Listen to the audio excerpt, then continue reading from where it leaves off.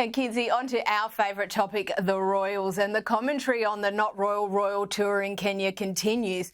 But this time it's Nigeria's First Lady who offered her view on the Sussexes' visit. What was her particular criticism? Yeah, this has really set the internet ablaze. She said, "Tell young girls and women we don't accept nakedness in our culture. That is not beautiful." She also stressed they do not want to mimic and try to emulate film stars from America. They don't know where they come from. Why did Meghan come here looking for Africa? Whether there was resentment towards Meghan there, I'm not sure. I don't have an opinion on that. But I do think it's an odd coincidence considering the fact that Meghan was criticized for her wardrobe being culturally inappropriate throughout that trip. And I mean, friendly reminder, Meghan Markle is a Hollywood actress. So it's a very odd coincidence. Absolutely. And another story which just won't go away is the Prince Harry visa saga. The information still hasn't been publicly released, and it appears the kid gloves are out for the prince. What's the latest?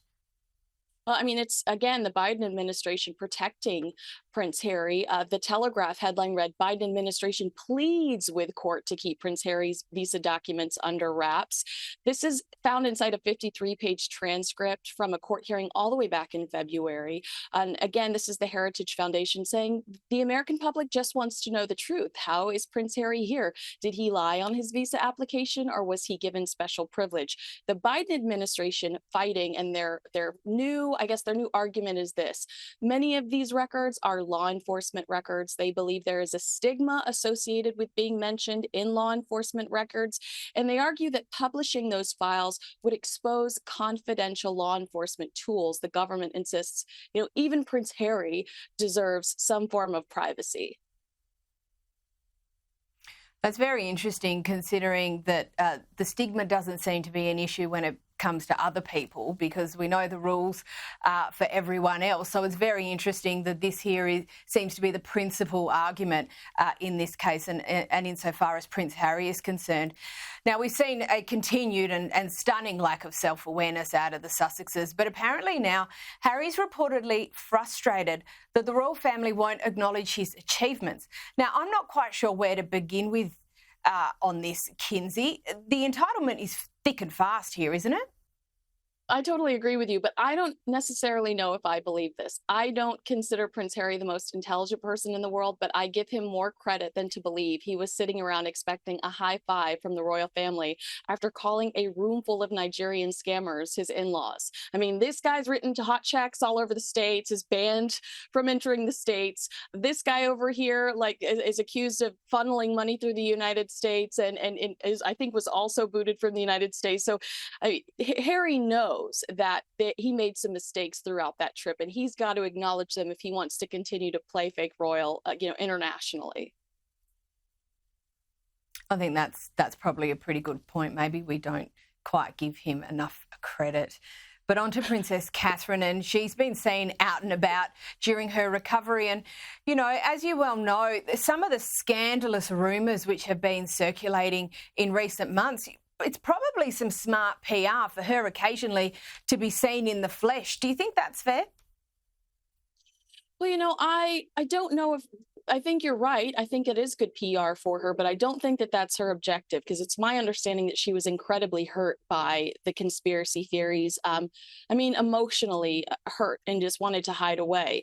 But it is being reported that she has turned a corner when it comes to her health. The family is feeling positive about the direction. She is spending time in the sunshine with her babies, and her children are especially grateful for the rare downtime to just enjoy and love on both their mother and father, because how often do they just get to come home and mom and dad are both there?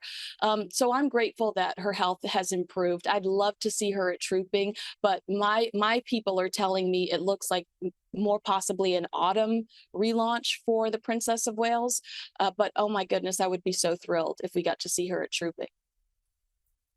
Yeah, that would be amazing. And look, we do understand that her treatment is progressing, but we don't have any sort of return timeline yet, do we? I mean, you've mentioned the autumn, but, that could be any time, right?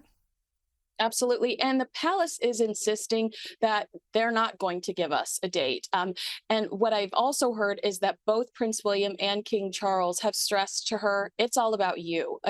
Once your doctors clear you, do not feel any pressure to return to work. Come back when you're ready. And I think I'm sure she misses us too, but we certainly do miss her. She's box office. Yeah, absolutely. But the most important thing, I think, is that she gets well. And if she needs the time, she should absolutely take the time. Now, this year, we've really seen, obviously, with both Charles and Catherine, the impact of what can go wrong with a slimmed-down royal family. Kinsey, a great piece in the UK Telegraph suggesting that William might put more and younger royals up front. Is that the solution both to the actual and the perception issues? Well, I'm sure you remember that interview where the Princess Royal Anne was like, "That's a ridiculous idea." The suggestion of a slimmed down monarchy, and the king actually made those comments decades ago. What we see today isn't that execution; it's just a tragic hand that they've been dealt. And when we see Prince William engaging with all of his cousins at the Buckingham Palace garden party, I think he's expressing his love for his family and unity. But the Queen was very clear that half in, half out doesn't work. And it's part of the reason that Harry and Meghan continue to publicly fall on their faces. I don't really believe that Prince William will attempt to bring any additional family members center stage. But I do think he's going to keep, his cousins close to him. But I think it's going to stay those core members. And just on keeping those cousins close, I was fortunate enough to interview Peter Phillips earlier this year. He really is a sensible and steady set of hands. It's reported this week that he has been really valuable support to Prince William, particularly since the brothers have fallen out. I've only got about 30 seconds left, but what's your view? Yeah, Peter's got a great life experience. He's outside of that bubble, and he has his mother's backbone. He cares deeply about loyalty in their family, something Prince William also values more than ever. So I stand. I love this. I love the idea of these two. Yeah, so do I. Kinsey Schofield, thank you so much for joining us.